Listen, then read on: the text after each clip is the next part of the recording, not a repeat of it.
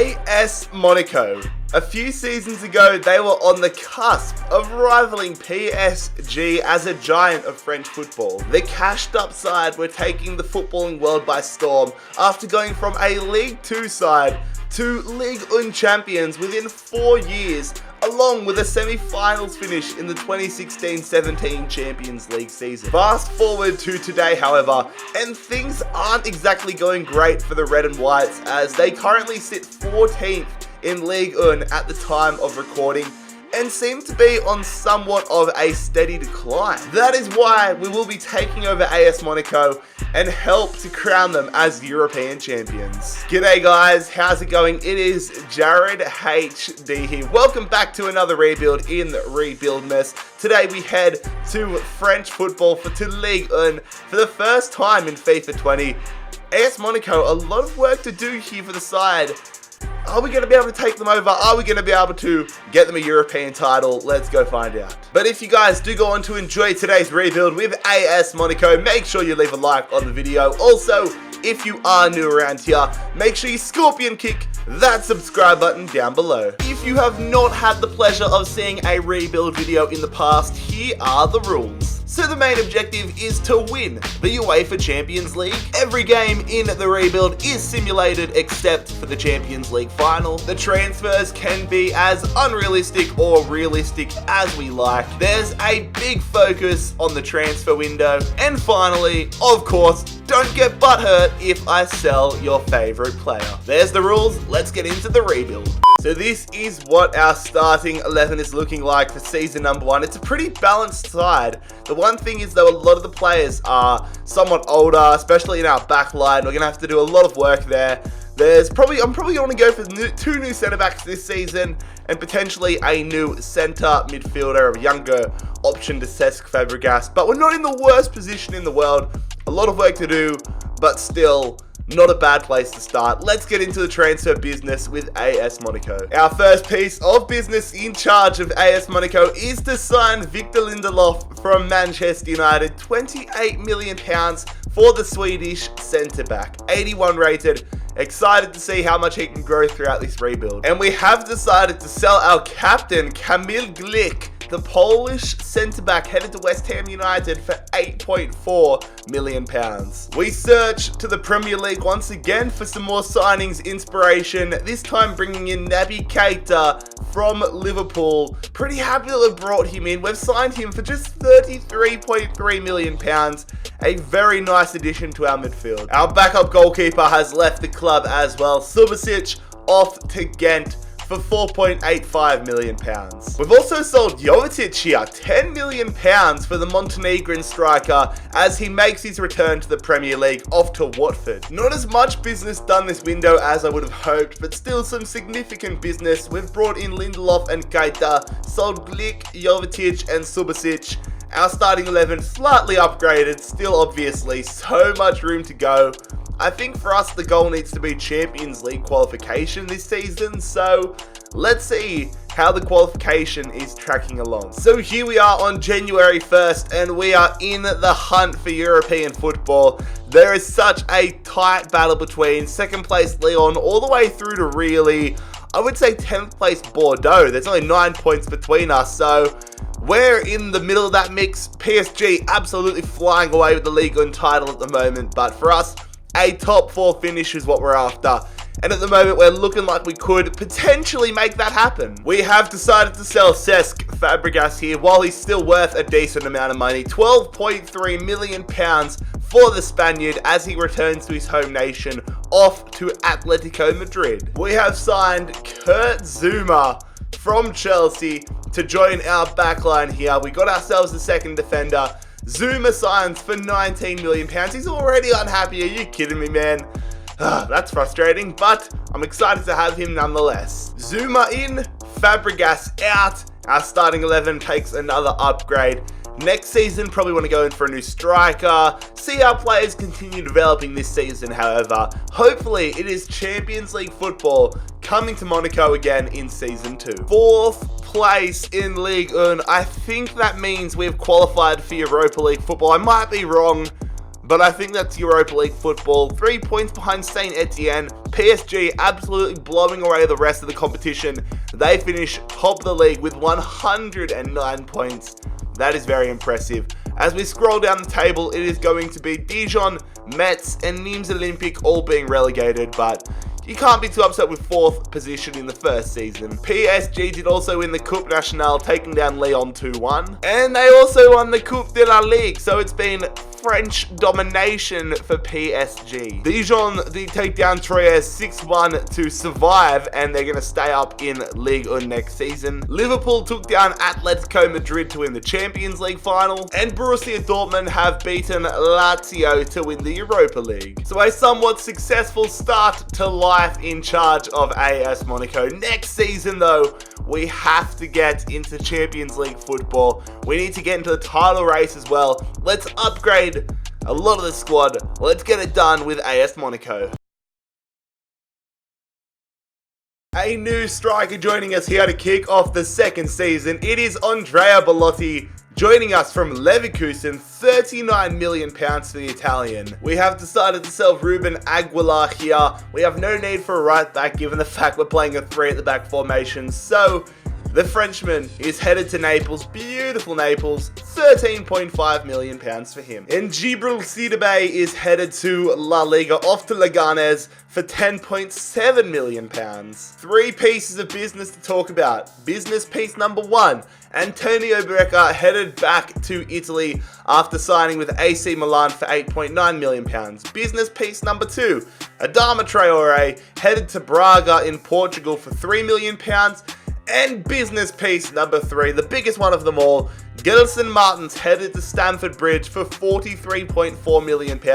I had full intentions of having him here at Monaco for the duration of the rebuild, but he wanted out of the club, so we've sold him to Chelsea. Fode Ballo-Touré has also left the club, off to PSV Eindhoven for £8 million on the dot. And we have sold Pele to Nuremberg for £2.9 million.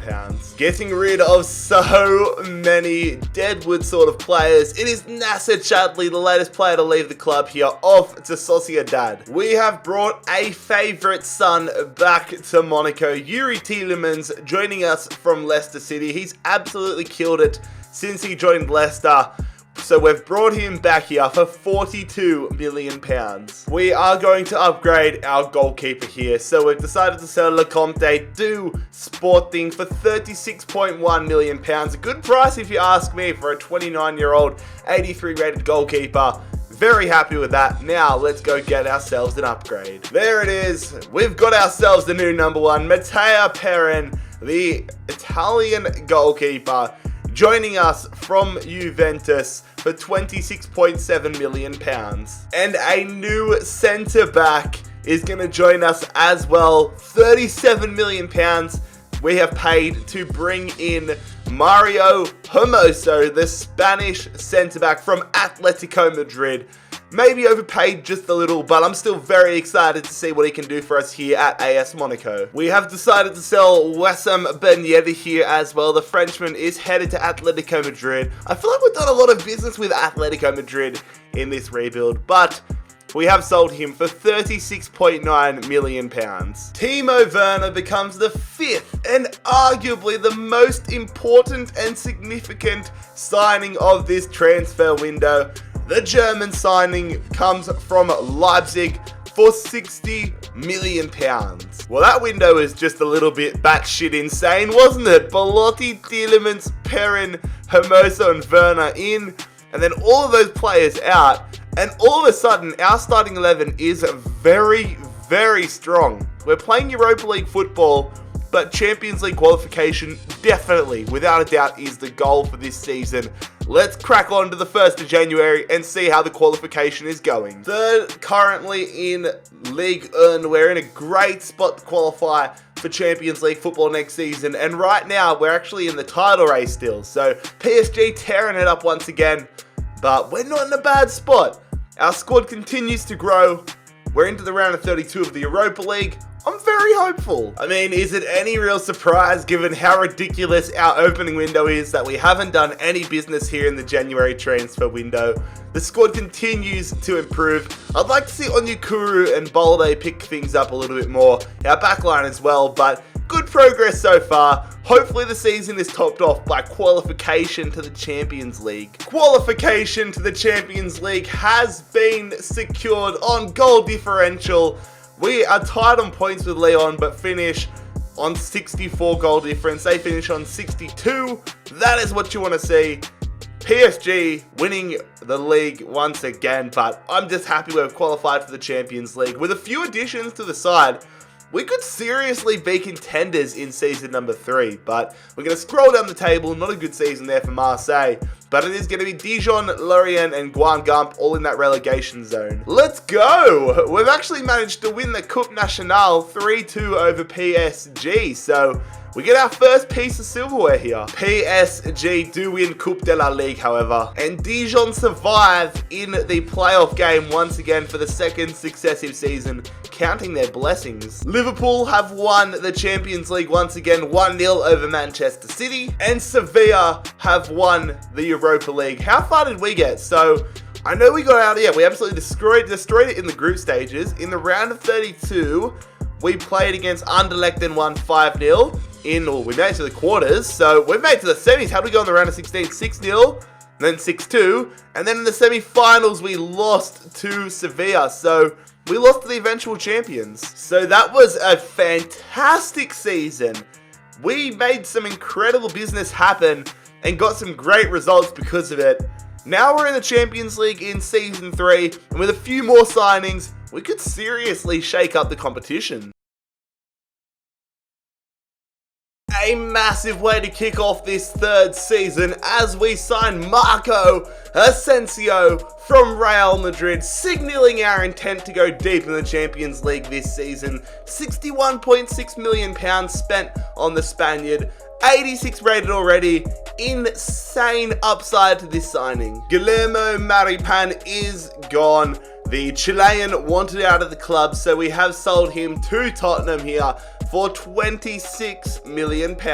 And we have managed to sell Keita Balde here for £45.5 million.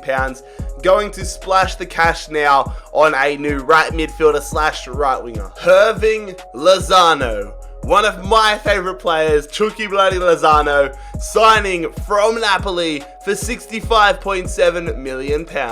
Definitely a 2-for-2 sort of off-season. Asensio and Lozano both into the club. And then we have sold Maripan and Balda. And then look at that. I would say we're maybe 2 players, maybe we're even 0 players away from a Champions League title. We just need players like Belotti, Zuma, and Perrin to all keep growing. But the squad is getting there. I feel like in a rebuild, the benchmark overall is 86. Once you start getting 86 rated players consistently, you become a Champions League contender. So let's go and see who we've got in our group for the Champions League in this third season. Quite a tough group here. We've been placed into Group H of the Champions League, versing Juventus, Ajax, and Spartak Moscow. You would say it's a 3-horse race for 2 spots into the knockout rounds. Hopefully we are going to occupy one of those spots. Let's simulate to the 1st of January and see if we've made it to the knockout rounds and how we're going in Ligue 1. So Juventus absolutely killed it in the group. We've done so-so, but the end result is that we've made it into the knockout rounds. We finish on 9 points, not the most comfortable result. 3 wins, no draws, 3 losses. Ajax 2 points behind us, but we're through to the round of 16. Who are we versing? Oh dear Lord. We are versing Liverpool in the round of 16. This is going to be a big challenge. Currently sit equal first in Ligue 1. I mean, it's looking pretty good. We're going to qualify for Champions League again next season because we're 14 points ahead of Lyon.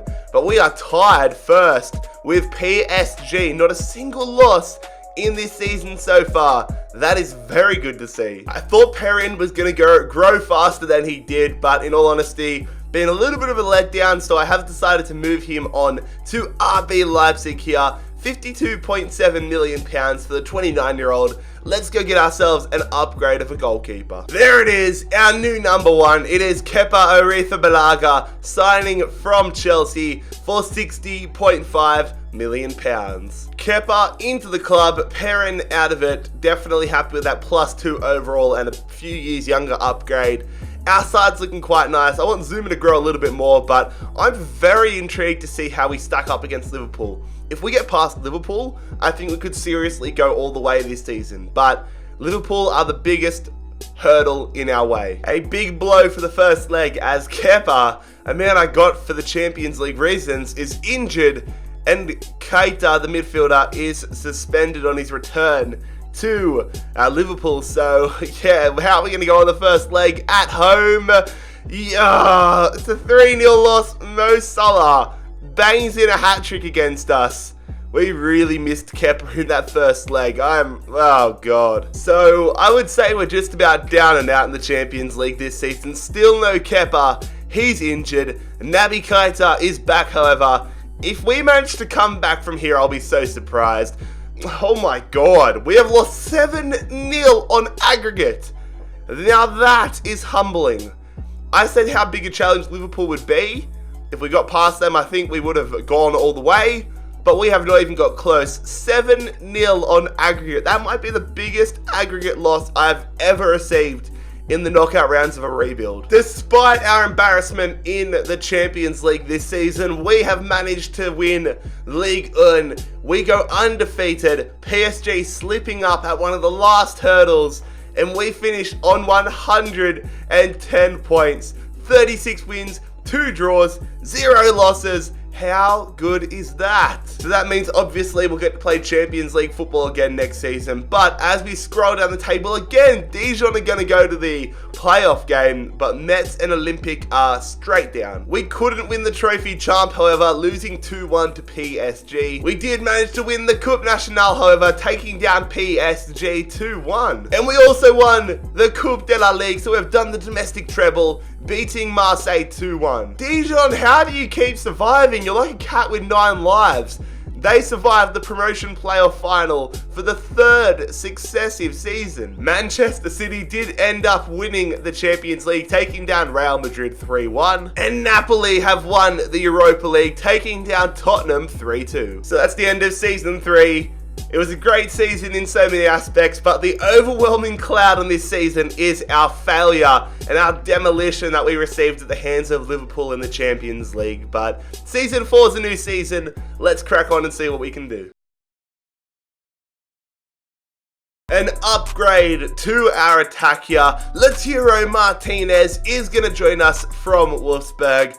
The Argentine is going to sign for us for £100 million.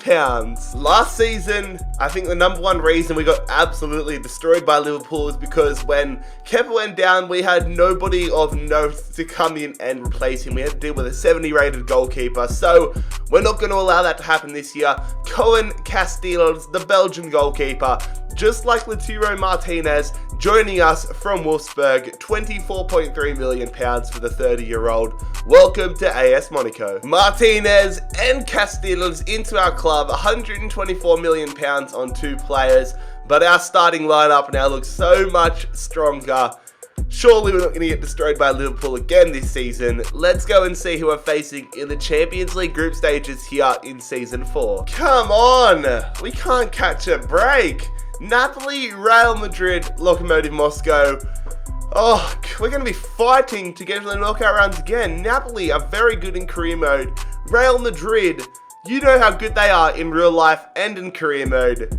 We've got a massive challenge on our hands here. Oh, okay.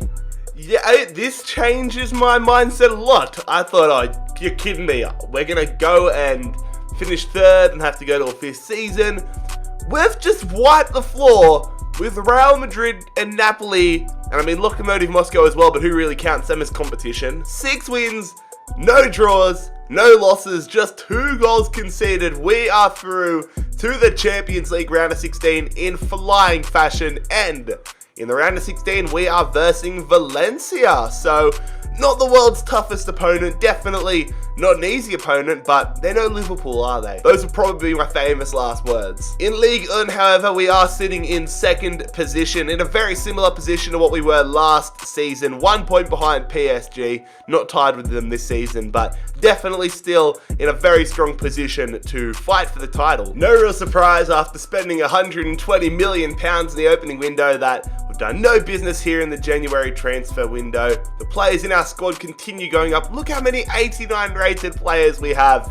You absolutely love to see it. Let's go take down Valencia. This time last year, this stage last season, we got absolutely embarrassed. The good part about this season is we have a full strength starting 11 and we are so much stronger. The first leg away as we take on Valencia. It's a 5-1 win. What? 5 away goals. Keita with a hat-trick. Werner and Lindelof. What? That is a turnaround and a half. So I'm feeling very, very confident here. 5-1 up. As we get into the home leg, we're going to get straight into it and surely book ourselves a spot. There it is. We book ourselves our spot in the quarterfinals of the Champions League. A lot closer of a second leg, but we end up going through 8-3 on aggregate. Chelsea versus AS Monaco in the Champions League quarterfinals. This is where the big boys really start to show their true colors. You often get an easy sort of opponent in the round of 16, but now every team remaining is world class. Let's take down Chelsea and book ourselves a spot in the semis. The first leg coming up here away at Stamford Bridge. If we can get 5 away goals on the board like we did against Valencia, I'd be a very happy man. But the scoreline after the first leg is a 3-1 win. That is a good start. Tielemans, Golovin and Werner all scoring away goals. Our former player Martin's getting a goal against us, but 3 away goals is a very, very strong way to start things off. 3-1 up here as we are at home. A very strong position. Hopefully we get through to the semi-finals. I would say we're in a strong spot. 3 away goals is very good. And we win 3-1 again. Timo Werner and Yuri Tielemans scoring. We are headed to the Champions League semi-finals. 6-2 on aggregate. Come on, Monaco. 2 of the trendiest cities in Europe come clashing against one another in the Champions League semi-finals. It is Milan. It is Monaco. It is the semi-finals. And it is a spot for the Champions League final up for grabs. Let's go and take them down. All right, we travel to the San Siro here for the first leg. Come on, we've been very good in our first legs in this season so far. I was going to say the rebuild, but we got destroyed against Liverpool. Can't forget that. But AC Milan, the San Siro, the scoreline, a 2-1 win. So it's an advantage. It's 2 away goals, but it's not as comfortable as we've become accustomed to. Asensio and Werner scoring. It's a strong start, but not a dream start. We are 2-1 up here. We are without Golovin for this second leg, who is injured. Come on, Belotti comes into the side. Are we going to hang on and get ourselves through to the Champions League final? Come on, Monaco. The scoreline is a 1-0 win, but Lindelof has been red carded, meaning we are going to be without him for the Champions League final. That is a massive, massive blow there. We really need Lindelof.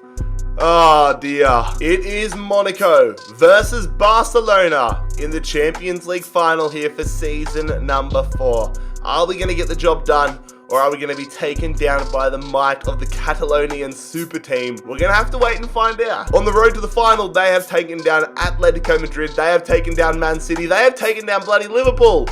Barcelona have done very well to get to this stage. That makes me nervous. Taking a look around the other competitions, however, Schalke are Europa League champions, taking down Man United 3-2. We go back-to-back in the Eredivisie. No, not the Eredivisie, the League on goal difference, however. 109 points. Whoa, okay, so we didn't go invincible.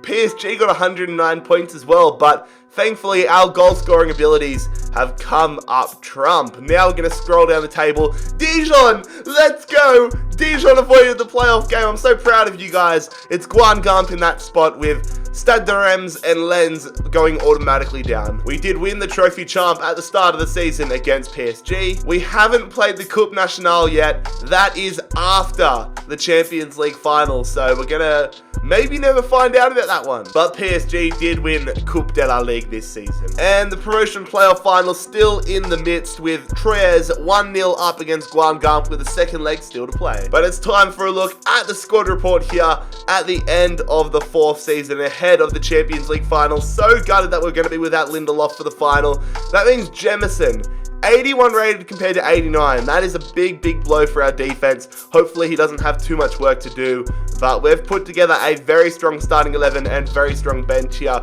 with AS Monaco, bringing back some old favorites and getting some young guns into the squad as well. Very excited to see how this side plays on the pitch. Can we take down Barcelona here? Let's go and find out.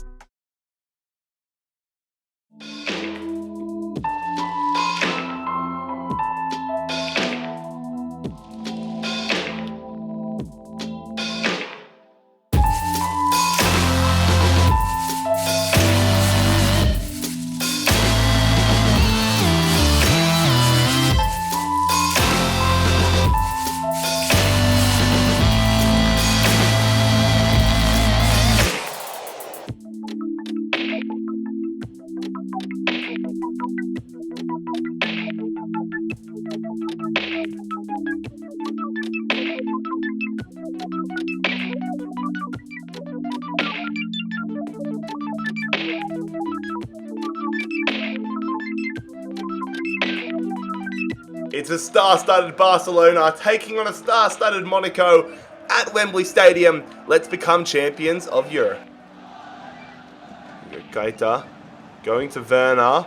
Ball being shared around here. We're going to hit it early. Timo Werner. I see Martinez. It opens up and it's 1-0. I didn't know how long we were going to let that ball linger, but Lautaro Martinez has given us the lead here in the Champions League final. Brilliant passing play. Barcelona overcommitting, and we find the back of the net. Couldn't have asked for a much better start.